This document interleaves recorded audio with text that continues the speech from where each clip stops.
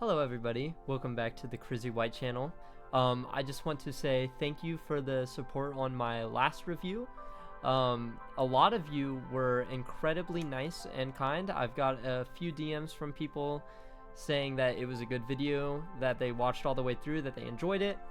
Thank you for the support. I hope to do more of these in the future. It was really fun to do the last one, and also it's a great help for me learning how to edit videos better, so I can maybe in the future edit down some of my live streams and turn those into proper videos. A few quick updates before I start the actual review. Crizzy Critiques is tomorrow. I'm doing it at 7 p.m. EST. So if you would like, send song submissions to my Instagram or my Twitter DMs. Or I made a post on Twitter that you can just comment below your link if it's a public link. I'm going to try something different for this review. I'm going to break down almost all of the songs individually. I'm going to go a lot more in depth into the individual tracks themselves instead of meandering and rambling about what the album means as a whole. I feel like it's better to just look at the music and what it means to me instead of looking at the idea of the music. If I skip over any songs in my track breakdown, it's because they weren't worth talking about. They're middle of the road, they're boring. Anyways, the album that I am reviewing today is Tragedy 2 by Brennan Savage. It is his sequel to his album that I very much love, the best emo trap album ever made in my opinion, which was Tragedy. And that album means so much to me. I grew up with it. It meant a lot. It was released 5 years ago. There's a lot of high school memories with that album. Today, we're discussing its sequel, and spoiler alert, why I don't think it's even close to as good as the original. So let's get into Tragedy 2, the album itself. So first I want to start with what works and what doesn't work before I go into the individual tracks. That way you get my ideas and thoughts of the album before I go balls in. So I think that the production on this album is great. I think that the engineering is very clean, but I believe that comes to a fault at some points, which I will explain further. I feel like the songs are much more derivative of other works, such as Anarchy by Lil Tracy or Come Over When You're Sober by Lil Peep. Even Come Over When You're Sober Part 2, honestly, with the more pop emo aesthetic that this album has. The lyrics on this are often shallow and not very metaphorical, and you'll see what I mean by this when I do the individual track breakdown, but a lot of serious, deep lines are followed up by very meaningless flexing, and it takes you out of the song. More on that later in the individual track review, but there's a lot of silly moments on this album for sure. So let me get into the individual tracks themselves. Once again, if I skip over anything, that means that I don't think they were worth talking about. I don't think that the songs, they weren't good and they weren't bad. I hate using the word mid, but they were mid. They weren't worth talking about. So I'll discuss the highs, I'll discuss the lows, and the middle is the middle. So the intro, Missing You Tonight, is an incredible song. I think that this album started off so exciting. I think it is one of the few songs on the album that actually holds up to the original Tragedy. I think that the production on it is very clean. It is different in terms of Tragedy's production, which was a lot, although the production was beautiful, it was also darker. And on Missing You Tonight, it feels more like a ballad. Like, it feels more of like a beautiful projection, fairy tale land almost, even though it is accompanied by very sad lyrics, talking about how, one, he misses somebody in his life. I believe it is both a girl and then also his cousin. There are several points in this album where he talks about the death of his cousin in what I assume was a car crash, because there are many lyrics about somebody driving when they shouldn't have while they were too drunk. There is a lot of sad points on this album, but I think that Missing You Tonight is a standout track. It's great. I'm going to skip the next track because I don't think it's very important to the album, and I'm going to skip to All She Wrote featuring Kill Station. This is where a lot of flaws of this album start to show, in my opinion. The song drags on. It's not even close to the longest song on the project, I believe. It's actually pretty middle of the road in terms of length. It's only 3 minutes and 3 seconds long. It feels like it drags forever. And the Kill Station feature is just nowhere close to as good as his feature was on Tragedy. It's actually pretty bad. This feels like a Lil Peep song that features Imagine Dragons, because Kill Station's part just sounds like the worst version of Imagine Dragons you could ask for, and it is very short. He appears for maybe 15 seconds of this entire song, and Brennan Savage is doing nothing for the song in the first place, so it just kind of feels like if the worst songs on Come Over When You're Sober had an Imagine Dragons feature for like 15 seconds. That's the best description of this song. The production on All She Wrote is very derivative of Lil Peep. Like, I mean, the production sounds so much like Come Over When You're Sober or Come Over When You're Sober Part 2. It does nothing to stand out on its own merits. This song is bad. I'm gonna say that now. This is one of my least favorite songs on the project. It's bad. It's almost embarrassing. I love Kill Station and Brennan Savage collabs together. This is the only one I've heard that I'm fully disappointed in. This song is not great.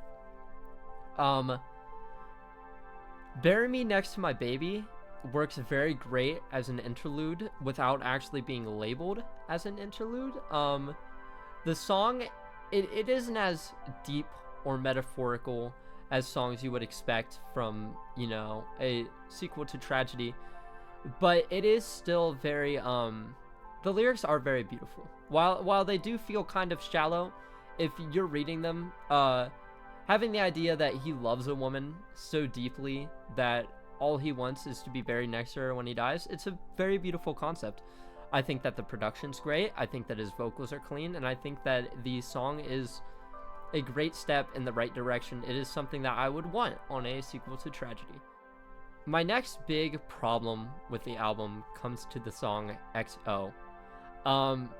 Everything up to the point of XO has been, even if I didn't like the songs, the lyrics were vulnerable. You know, they opened up about something important.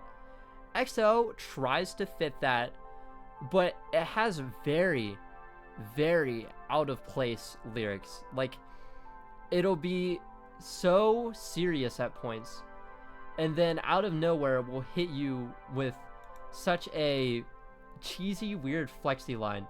Let me give an example. I just want your love, I don't want your friendship. I think that I'm in love, but I can't quite comprehend it. I know it's hard for you to trust me. You don't even know who I am, but I know you. Which is pretty serious, right? What lyrics do you think would be preceding those lines? What lyric do you think comes right before that? I just spend 50 bands on my pants, yeah. I don't do no TikTok, but I've been trending. I'm in a Porsche 911 corner bending. Why is that on the same song as him opening up about feeling like he's not enough for somebody? Why are those lyrics preceding lines about somebody who feels insecure in themselves to the point that they are scared that the person that they find an interest in wouldn't share the same feelings towards them? This is common on this album. This is the first instance of it, but it happens on just about every single song moving forward, where there will be super serious lines, and right after, I spend 50 bands. I have a really fast car. I like whipping. I don't care. You know, I'll get into it later, but there are reasons why the flexing on Tragedy works on the original and why it doesn't work on Tragedy 2. There are very big reasons. Another thing about EXO that confuses me on the idea of the song as a whole is that on the song, he straight up says he's single. Like, he says, I'm single, I'm independent, right? And then right after that, he says, you're mine, you're special, you're all mine. I don't know if it's coming from the point of view of somebody being obsessive and a creep saying, even though we're not together, you're mine, or if it's coming from the perspective of they are dating, and he just says he's single for no reason, just to say he's independent even though he's in a relationship. And there's better ways to say that than saying I'm single, because it just leads to the song being confusing in the first place. The EXO is a very clear starting point for where the album starts to be degraded, where it grows stale.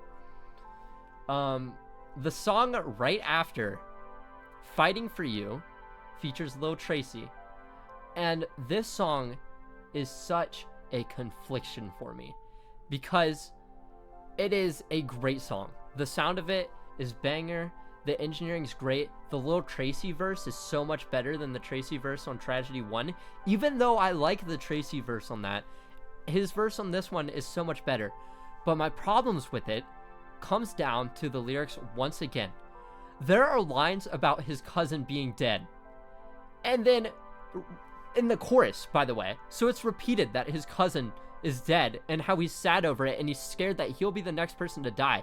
And then the entire verse and bridge is about flexing the fact that he likes to drive fast cars, do drugs, and spend a lot of money. Lil Tracy does not help this. His lyrics are so out of place to the same extent that Brennan's lyrics are. His opening line is talking about how he has so many racks stuffed in his jeans that they don't fit. Those are his opening lines.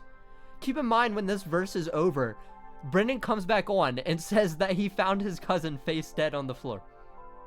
Face down dead on the floor. It's such whiplash. And other than lyrical content, the song is a banger. If I turn down my analysis ears and I just listen to the song, it is probably my favorite song to listen to in passing on the entire album. Yeah, it's a good song, but the lyrics confuse me. The song right after, It's Fine, is one of the worst excuses for engineering I have heard from an artist of this level. It's terrible. The production is great. The song overall is just filler. I don't have many thoughts on it, but the reverb is so intense. It is so much on both the instrumental and his vocals. It sounds like they put reverb and delay on the master of the entire song. It is terrible. I really don't understand how this passed like the demo phase, because it is just, everything contradicts. This is the only song, in my opinion, that has bad engineering. I think the rest are clean to a fault. I think that this song stands out in such a terrible way. And from this point, there are no songs worth talking about until the outro. And I'm not joking. From It's Fine to Fourth Goodbye, there's nothing. There is nothing that I care to talk about. The songs are okay. They're not bad, but there is nothing worth discussing. But the outro is great. It's very focused. The guitar is beautiful. The overall sound is amazing. It feels like a direct answer to Missing You Tonight. Fourth Goodbye is a great song. I really like it. It isn't as impactful as an outro as Missing You Tonight is as an opener, but the song itself is still great. And that concludes my thoughts on the individual tracks. Now I want to discuss why this album does not hold a candle to Tragedy 1. In comparison to Tragedy 1, the lyrics are a lot more stale and they lack an overall idea. Tragedy covered a lot of different topics, going from dealing with instantaneous overnight fame while going through a depression, losing somebody close to him, who I'm assuming is Lil Peep, having an interest in a woman, but being too scared that she won't love you back because of the bad person you are, and wanting to change to be better to hopefully bring in her interest. There are a lot of moments on Tragedy 2 where the lyrics take me completely out of the idea. And yes, there is a lot of flexing on Tragedy 1. I would argue there is more flexing on Tragedy 1 than Tragedy 2. But the way it's done is so much better. The songs where there's flexing, there aren't lines about somebody dying. Also, on Tragedy 1, with the flexing, it is painted in a way of being like, I have reached all of this success. I have gotten all of this money. I have everything I ever need, but I still feel empty. It's not enough. I don't have somebody in my life I can truly love. There isn't a lot going for me in terms of my actual life, and I'm going through a depression. And it sounds as if he's almost confused how he can go from such a high point in his career and be at such a low point in his personal life. It paints an image of a conflict inside of him that he doesn't understand if he's experiencing a tragedy or is experiencing a utopia. In Tragedy 2, it's whiplash. It's back and forth. It is night and day between, on the same song, where he'll have lines about his cousin being found dead on the floor and then saying he whips a fast car, he loves to drive fast, and he makes a lot of money. There's so much rack stuffed in their jeans that they don't fit on the same song. The production and engineering on Tragedy 2 is cleaner than Tragedy 1, but it lacks the individuality and personality that the first album has. Brennan's voice is often lost in the production itself.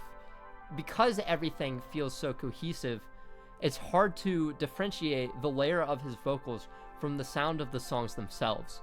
It all meshes together almost too clearly into a state where you listen and there's no standout moments. There's barely any beat cuts on this album that take you out of the beat. You're just doing this the whole time, which is okay until you hear a line about his cousin dying, and then you're like, oh, this is really serious. My only problem with how clear the engineering is that the reverb is still turned up to a max. So you have this really clean pop star mixing, but then you have the Lil Peep reverb coming in, and it just doesn't work. What made Tragedy 1's rougher mixing work was the fact that it was overall rough. Every song transitioned well. The production on this album is good, but it is not cohesive. There are about 3 acoustic tracks that are immediately followed up by the most generic, bland, emo trap garbage production I have ever heard. And that's not a joke.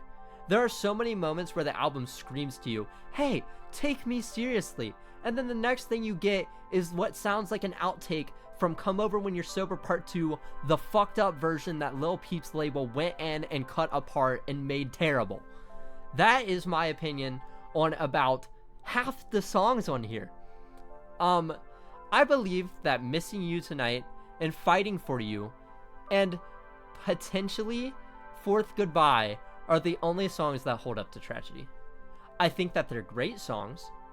I really like them, but just about everything else, this album is fine, right? Like, it's okay. It's inoffensive. My problem with it is the title. This is not Tragedy 2. It's not. It's not a sequel. It's not a follow-up. It's a mixtape at best. And I don't hate this project, right? There are so many songs that I could cherry pick one by one that are amazing on their own, right? Like, there are so many songs on here that I would not mind listening to in my pastime, but it's when you listen to it as an album that you get bored by track 6. And it doesn't pick back up until the end. It really doesn't. I'm just disappointed more than anything, right? Because when it comes to an album like Badlands by Brennan Savage, where I'm not crazy for it, it's okay. It's still a good album. And this is still an okay album. But it's not Tragedy 2. And I hate that it's titled that. Me and my friend Danny Adventure, we referred to the song as the album whose title should not be named. We like most of the songs on it when you pick them apart, but listening to them back to back, it is not a cohesive project. I'm sorry for being overly negative. I don't like being negative in reviews, but I have to be for something like this.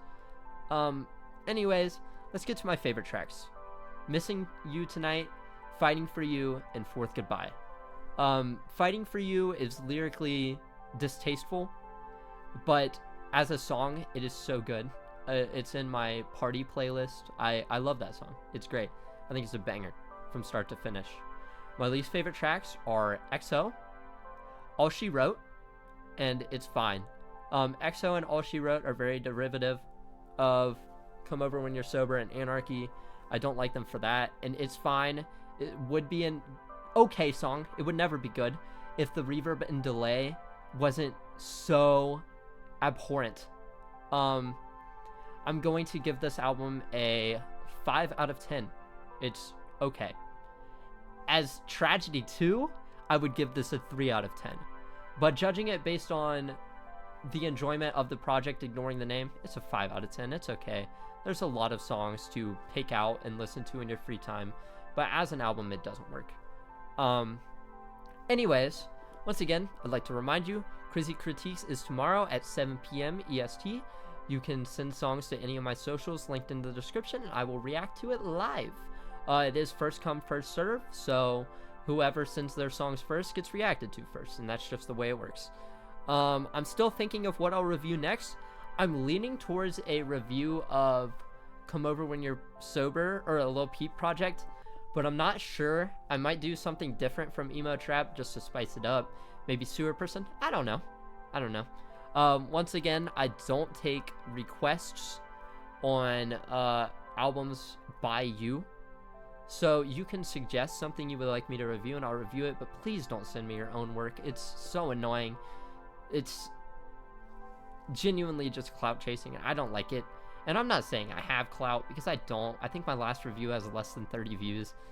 But I don't like when people ask me for a service. It feels disgenuine, especially because I have to be almost biased. Anyways, like, subscribe, and my engagement on the comments on the last video are so low, I don't think I have any comments. Just comment your thoughts on the album or the structure of this video. I know it's a lot longer than the first one. Should I cut out the fat of reviewing each individual song? Should I keep it in? Anyway, like, I just want to know what direction is right. The style of the first video, which was a lot less structured, or this one, which I have a full script written to the side pretty much, almost word for word. So whatever works better for you. You know, if you want me to go off the dome like I did last time and just talk from my feelings, or if you want me to look at it, I mean, either way, I'm going to look at things critically, but this way I have a lot more control over what I say and how I say it. And I just want to know if we're going for the drunk uncle vibe, or if we're going for the, hey, I'm Crizzy White Tano. Anyways, thank you for watching. It does mean a lot, and I can't wait to do my next review on whatever it is. Hold up, brody, I thought we